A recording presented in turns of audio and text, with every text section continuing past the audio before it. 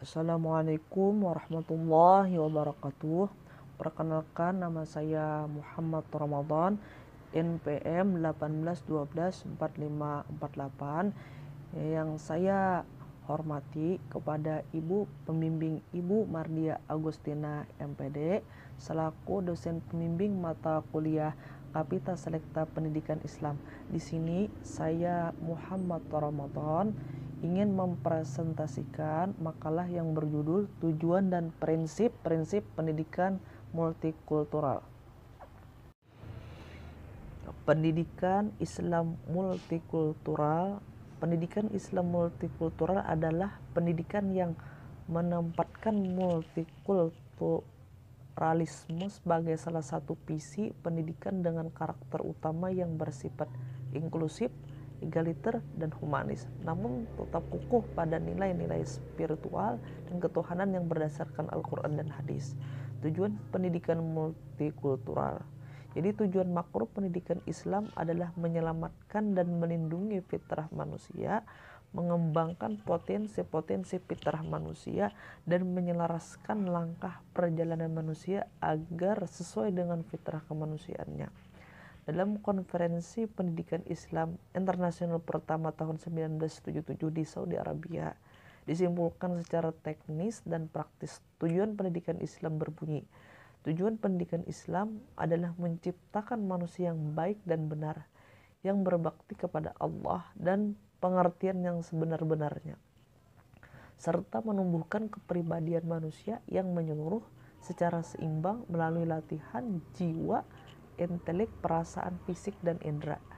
Karena itu, pendidikan Islam harus mencapai pertumbuhan manusia dalam segala aspek: spiritual, intelektual, imajinatif, fisik, ilmiah, bahasa, baik secara individual maupun secara kolektif, dan mendorong semua aspek ini ke arah kebaikan dan mencapai kemaslahatan yang sempurna.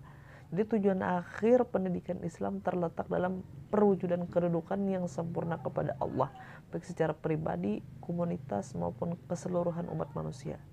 Tujuan dari pendidikan multikultural untuk mengembangkan seluruh potensi yang dimiliki peserta didik, untuk mengembangkan seluruh potensi yang dimiliki oleh peserta didik agar perdamaian dalam segala perbedaan. Tuhan telah menciptakan manusia berbeda-beda sesuai dengan kelemahan dan kelebihan masing-masing. Begitu juga dengan yang sudah diberikan Tuhan kepada kita. Lingkungan merupakan hal berpengaruh dalam mengembangkan seluruh potensi individu maupun sosial. Hingga gagasan multikultural adalah salah satu contoh bahwa lingkungan salah satu hal yang mempengaruhi pengembangan potensi. Ada beberapa hal dalam pembelajaran yang harus difokuskan guru agama terhadap peserta didik mengenai pendidikan multikultural, yaitu pembelajaran perdamaian. Jafar berpendapat bahwa kedamaian itu dibentuk dari diri kita sendiri dengan berpikir dan pemaknaan yang tenang dan damai. Hal tersebut akan menimbulkan berbagai cara yang baru dan akan memunculkan kreativitas untuk mengembangkan kerjasama antar seluruh kelompok. Untuk bisa menjalani kehidupan secara bersama-sama, kita membutuhkan perdamaian. Yang B, pembelajaran tentang hak asasi manusia. Seluruh manusia memiliki hak yang sama, tidak dapat dibagi, namun saling terkait. Alat yang paling efektif dalam mengembangkan nilai dan hak asasi manusia adalah pendidikan. Dalam hal ini dijelaskan bahwa hak asasi yang dimiliki oleh manusia itu harus dapat mengembangkan berbagai cara pandangnya untuk saling melindungi hak anak, perempuan, kaum minoritas, dan lain-lain. C, pembelajaran demokrasi. Pada hakikatnya, pola pikir manusia tentu menginginkan adanya sikap saling toleransi, saling percaya dan menghargai budaya dan perbedaan, keyakinan dan segala bentuk perbedaan yang ada. Dalam hal ini, ketika semua orang menyadari akan pentingnya hal tersebut, tentu akan lebih mudah dalam mengambil suatu keputusan yang lebih baik. Karena hal tersebut akan menunjukkan pada kita adanya rasa damai dan adil.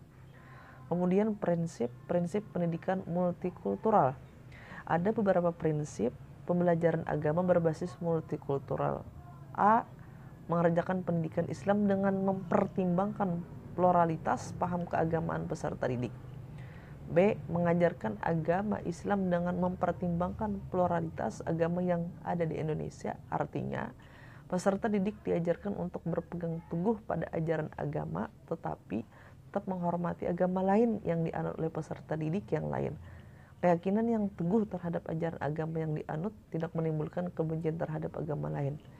Pendidikan agama dengan perspektif multikultural mengajarkan kepada peserta didik untuk menghormati agama-agama yang hidup dalam masyarakat tanpa berburuk sangka kepada pemeluk agama lain.